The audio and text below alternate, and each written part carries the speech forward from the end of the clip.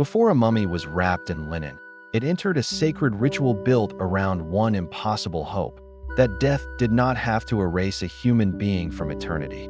The secret of Egyptian mummification was not only preservation. It was a ritual meant to help the soul return, recognize the body, and continue its journey beyond the tomb. To the ancient Egyptians, the body was not an empty shell. It was a vessel of identity, a memory made physical, and an anchor for the afterlife. That is why the process could move from salt to prayer, from oils to linen, from craft to theology, until the body became part of a cosmic promise. But there was never one single method used for every person in every century. Mummification changed over time, and wealth often shaped what was possible. At its most elaborate, it became one of the ancient world's most extraordinary attempts to make identity survive time. The process began with purification, because the dead had to be prepared not only for a tomb, but for a cosmic journey. Embalmers worked in spaces where death, ritual, and skilled craft met, and where every gesture carried both physical and spiritual meaning. The first mystery was moisture. In Egypt's desert climate, dryness preserved what water would destroy. The Egyptians learned to use desert dryness deliberately through natron, a natural salt mixture that could draw moisture from the body. Natron was not decoration. It was the heart of preservation, turning the danger of decay into a long, controlled stillness. But drying was only one part of the mystery. In many elite burials, the organs also had to be treated and protected.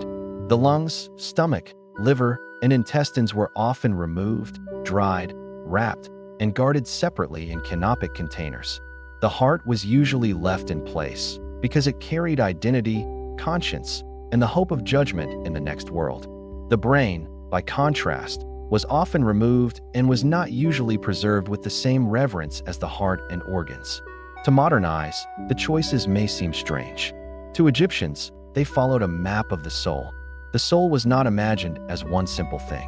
The Ka, the Ba, the name, the shadow, and the heart all mattered in the journey beyond death.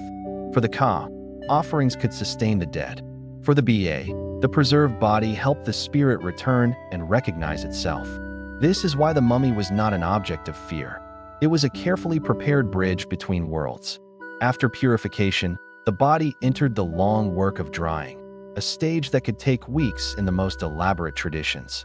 Ancient accounts and modern scholarship often describe a full elite mummification process as lasting about 70 days. During that time, the body was transformed from fragile flesh into a dry and stable form prepared for wrapping. The embalmer's craft required deep knowledge of materials: natron, resins, oils, linen, wax, aromatics, and sacred mixtures that changed across centuries.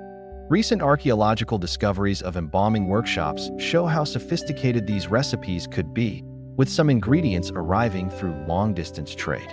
Mummification was local, but its materials could connect the Nile Valley to distant forests, deserts, and seas. Once drying was complete, the body could be cleaned, anointed, and restored to a human shape with linen, resin, and care. The goal was not to disguise death. It was to preserve recognition, so the person could remain identifiable in eternity. Every fold of linen created protection. Every layer moved the body farther from decay and closer to the afterlife. Amulets could be placed between the wrappings, each one carrying a prayer, a protection, or a symbol of rebirth. A scarab might guard the heart. A jade pillar might promise stability. An eye might offer protection. The wrappings were not rushed. Fingers, limbs, torso, and head could be treated with layers of astonishing patience.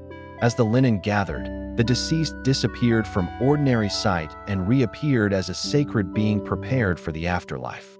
Then came the coffin, often more than one, a nested architecture around the body. For elites, these coffins could become faces of eternity, painted with eyes, collars, gods, and spells. But this beauty had a purpose. The dead needed protection, identity, and ritual power to pass through the dangerous world beyond the tomb. The tomb itself became another layer of the ritual, a house for the dead and an architecture of remembrance. Inside it, food, furniture, shabby figures, jewelry, and tools could accompany the deceased into the next life. The ancient Egyptians did not imagine eternity as emptiness. They imagined it as a continuation that had to be equipped. This is why mummification belonged to a much larger system. Temples, priests, tomb builders, artists, quarry workers, families, and belief. Behind one mummy stood an entire civilization organizing labor around the hope of surviving death. For kings, the ritual became monumental. Pyramids, valleys, temples, and hidden chambers extended the logic of preservation into architecture. For non-royal Egyptians, the dream was often smaller, but the desire was the same: to be remembered, named, and protected. A mummy could be expensive, and not every Egyptian received the same treatment. Across thousands of years, methods changed. Wrappings, masks, resins, coffins, and the treatment of organs could vary by period and status. There was no single eternal Egyptian method. There was a long tradition adapting to belief, wealth, ritual fashion, and time. Yet the central idea endured. The body mattered because identity mattered. To destroy the body, the name, or the tomb was to threaten the person's survival beyond death. To preserve them was to resist disappearance. That resistance explains the drama of the ritual. It was science, but never only science. The Egyptians observed the body with practical intelligence, but they placed that knowledge inside a sacred worldview. Anubis, the jackal-headed god of embalming, watched over the boundary between decay and preservation. Osiris, lord of the afterlife, gave the dead a model of renewal after death. The ritual of mummification was therefore not simply about keeping a body intact. It was about placing a person inside a cosmic story. At the end, the mummy was not left alone as a specimen. It was carried into a ceremony. One of the most important rites was the opening of the mouth, a ceremony meant to restore the senses of the deceased for the afterlife. Through ritual words and gestures, the dead person could symbolically breathe, speak, see, and receive offerings again. Only then did the tomb close around a transformed human being, preserved, named, protected, and prepared. But the story did not end at burial. Family remembrance and offerings could keep the relationship alive. The dead depended on the living, and the living depended on the dead to keep memory, lineage, and order intact. This is what makes the mummy so powerful.